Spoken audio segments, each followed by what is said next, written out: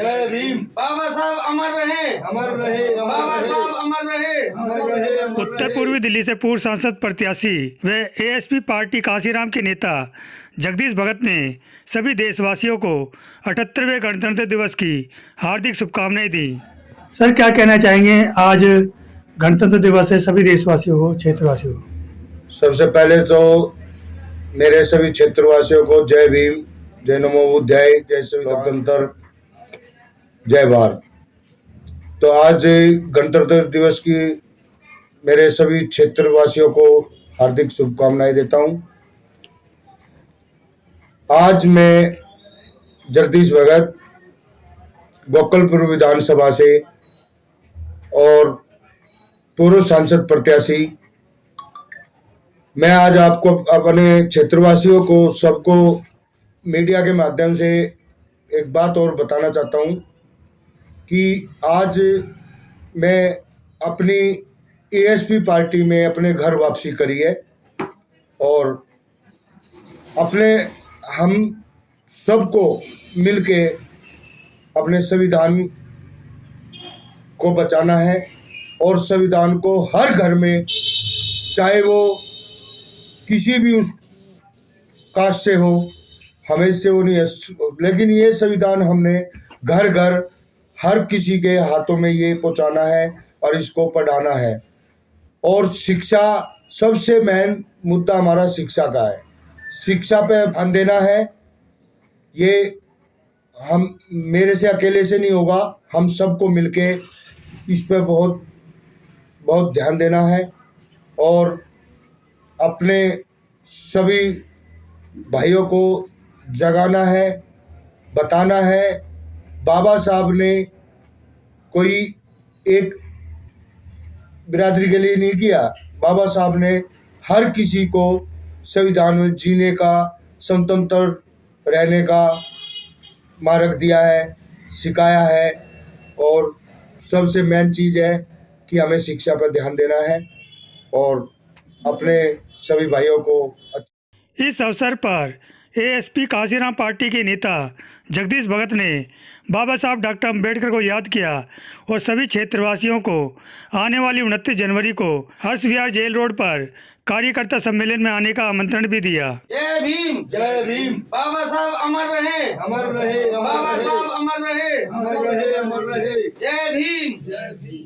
Sir, जिस तरीके से संविधान दिवस है आज, 1950 को ये संविधान लागू किया गया था, क्या संभावना लगती है आपकी एएसपी पार्टी में, यूपी में जिस तरीके से चंद्रशेखर जी उभर रहे हैं, तो दिल्ली में भी आ सकते हैं सर? बिल्कुल। देखिए, और क्या मुद्दे होंगे सर इनके? मैं आज एक बात बताना चाहता हूँ मीडिया के माध्यम से।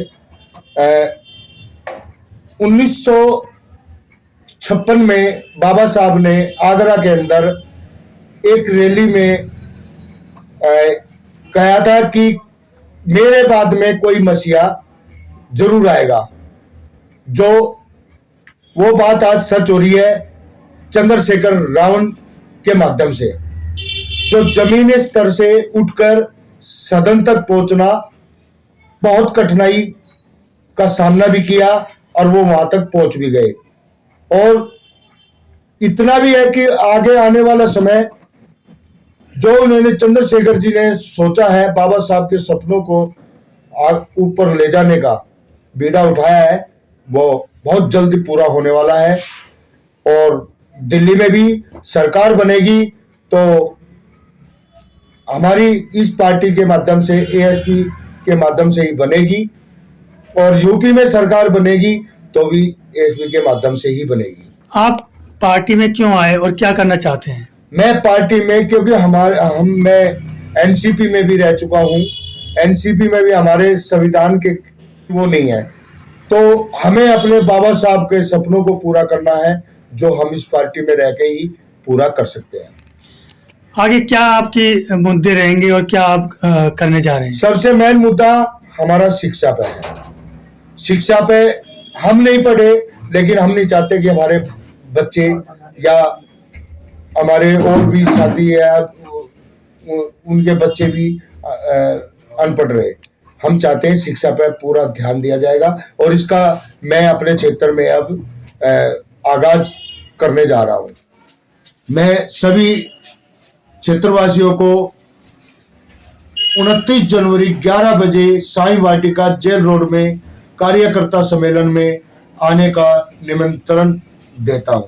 मैं देशवासियों को, बाबा साहब के अनुयायियों को, उनसे ये आह्वान करता हूं कि अपने संविधान पर आंच न आने दे, क्योंकि ये हमारे महापुरुषों ने बहुत ही संघर्ष, बहुत बलिदानों के बाद अपने देश को गणतंत्र दिवस के रूप में प्रकट किया है 26 जनवरी सन 1950 को। तो हमारा सबसे पहला काम है अपने संविधान को बचाएं। अगर हमारा संविधान ही नहीं बचेगा तो देश फिर उसी प्राचीन परंपरा में पहुंच जाएगा। जैसे शूद्रों की हालत थी, तो मनुस्मृति को लागू करके वर्तमान सरकार संविधान को हटाना चाहती है और अपना मनुस्मृति का संविधान लागू करना चाहती है। लंबे समय से बहुजन समाज पार्टी में कार्य करते हुए हम लोग संघर्ष कर रहे थे, लेकिन अब देखा है कि वो पार्टी शांत हो गई है।